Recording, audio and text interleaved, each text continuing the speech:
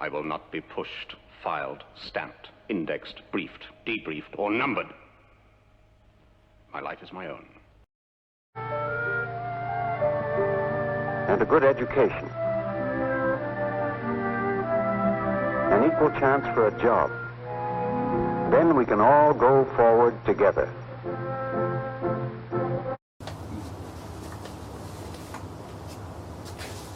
So, where are all the good carpenters? It's a question I hadn't really thought much about in a few years. For a lot of folks who follow my channel, you're aware that I was a carpenter for many years. And I'm not going to toot my own horn there and say, oh, I'm a journeyman carpenter, but I worked for myself after working for several different, let's just say, bosses. From the time I was about 18, I got my first job doing roofing, and I went through a few different types of construction, doing additions. It was the one job that all of my friends did. In fact, we all made a deal that the first person who got their contractor's license, the rest of the guys owed them 8 hours of labor. It was kind of an inspiration. My friends were like making the deal. I wasn't even in on it. I heard them talking about it, and I said, you know, maybe I should just do that. And I did it, and I was grateful that I did. But all the years of experience I had to get to the point where I felt confident enough to go apply for a license. The irony there is that you don't need to know anything about construction to go get a contractor's license. But you do have to understand how business operates and certain aspects of the trade. But at any rate, there aren't any carpenters left. And this is a serious issue right now, and I didn't realize how big of a deal it was until I saw a video yesterday, I believe, that was entitled, "Where Have the Carpenters Gone?" And it was a guy probably my age or a little older. He was talking about how, you know, he was talking to a guy who was doing concrete, and he said, you need to get a young guy to do that stuff. And the guy said, there ain't no more young guys.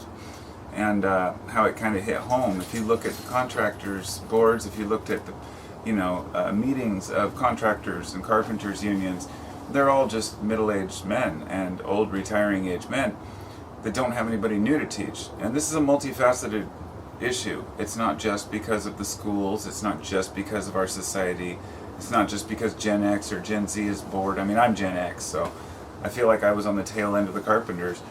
And I was proud of what I did, and I really respected it. And I respected being able to do something I felt proud of, and to help clients, and to go home knowing I accomplished something. Which brings me to part of the reason why there aren't any new carpenters. And as this guy I was telling you about pointed out, he said, you talk to a plumber, there's plenty of plumbers out there, you know, they might make $70 to $150 an hour depending on when and where, or more. Then you've got electricians who might make the same amount. You know, electricians can make a huge amount. Then you have the carpenter. The people only want to pay maybe 40, 50, 60 an hour if you're lucky, and then they'll ask, well, why should I pay so much for a carpenter, somebody who just works with wood? And I guess that's what it comes down to. Being a carpenter is much more difficult than being a plumber. I will tell you that right now.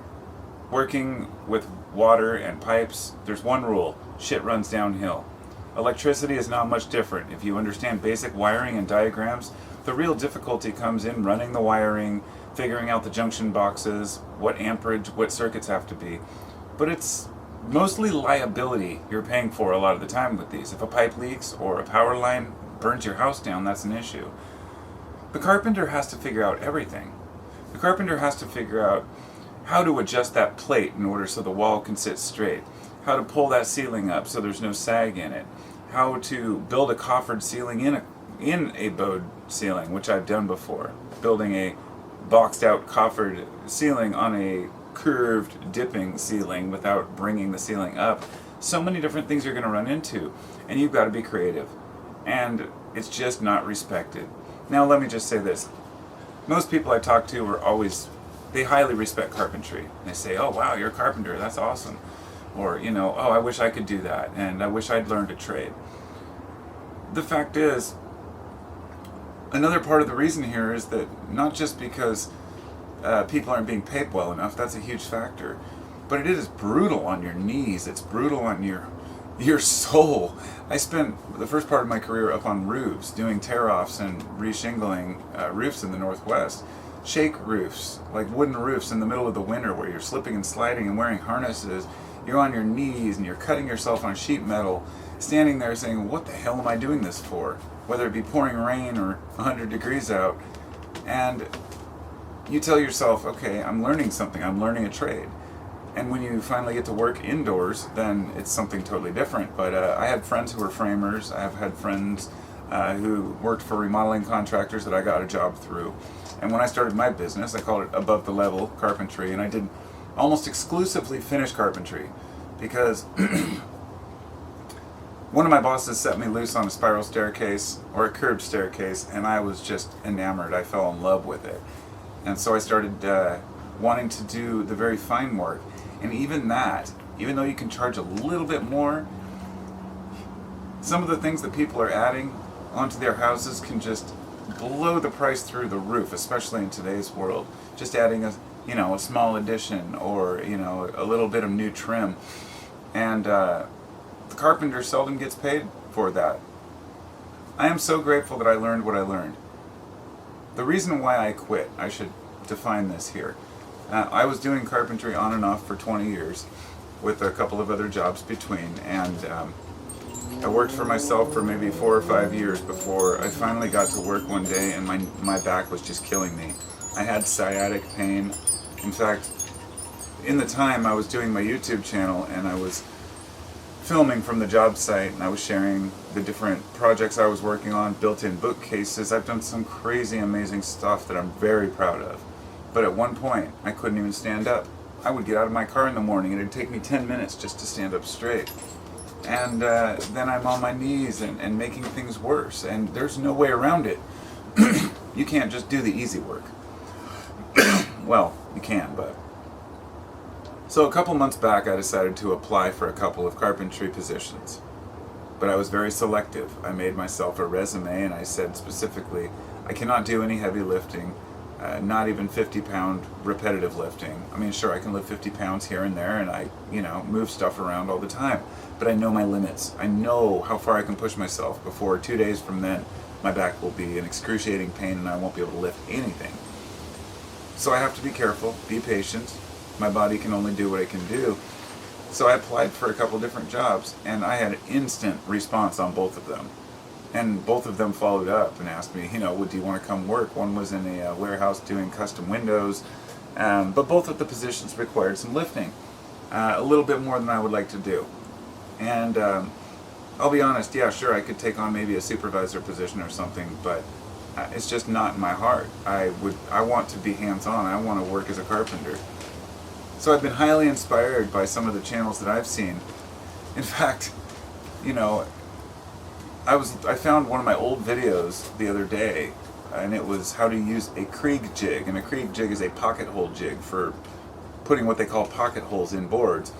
And it has like 80,000 views. It's probably my most viewed YouTube video, even though I've never done a tutorial on woodwork since then. And honestly, at that point, I probably just could have made my carpentry channel and probably been paying, to be able to do the carpentry I want and get paid to film it and to build things. But I never did, and I kind of faded away from it for a while. Now I'm inspired to kind of get back into it after I've seen some of this stuff that people are doing. I did custom kitchen cabinets, things like that, but I also like to do, boxes and benches, and, I feel like if it can be built with wood, I can build it, and that's what I consider journeyman level woodworker, carpenter, but there's a lot to learn, and there are a lot of new changing laws and structures, and a lot to keep up with on continuing education to be a good carpenter in today's world. So, to finalize this, I feel like I'm talking more about myself, but I wanted to give you the background that carpentry was something I love, something I still love, and something my body cannot do. And it's frustrating. However, I didn't realize how bad it was for the upcoming generation not having any carpenters. Now, this might be okay, but the housing market is insane right now. A lot of people are doing additions. A lot of contractors can't even find people to work for them. On a side note, the price of lumber is through the roof right now. I used to be able to go get a 2x4 for $2.19. Now it costs about $8. So it's insane, absolutely insane. So if you're a carpenter working for yourself, that cuts into your wages because your customers don't want to pay too much. Believe me, I've gone out and bid jobs. I've done, the paperwork, drawn out all the stuff that they wanted, given them, the cheapest low-down price without any overhead, just basic hourly rates, and had them say, oh, it's too much. And how does that make a person feel? I guess the point being that carpenters are constantly both respected and demeaned, as if they charge too much. And a good carpenter is,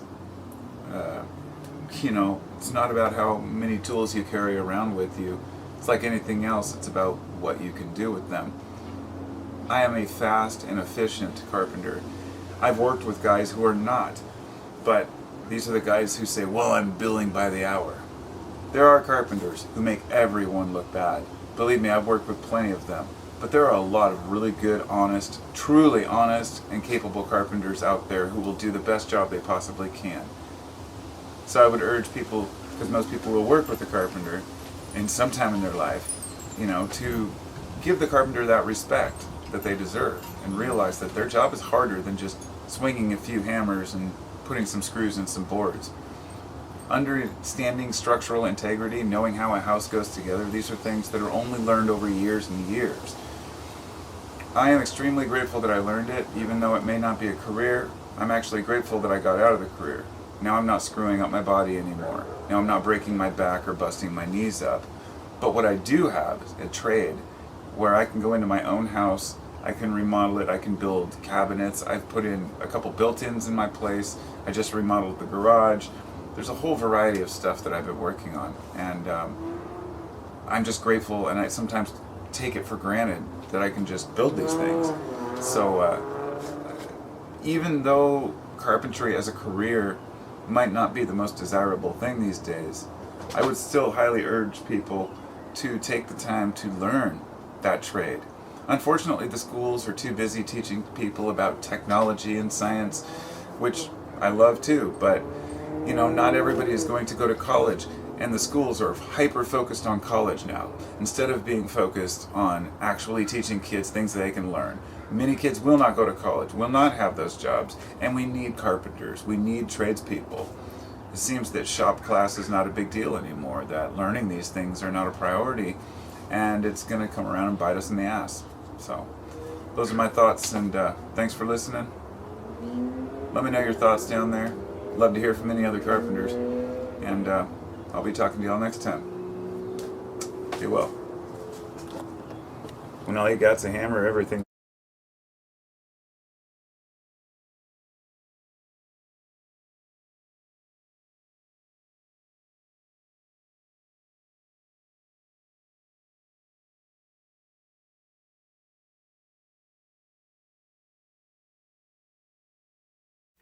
Thanks for coming to Carpo's channel, yo.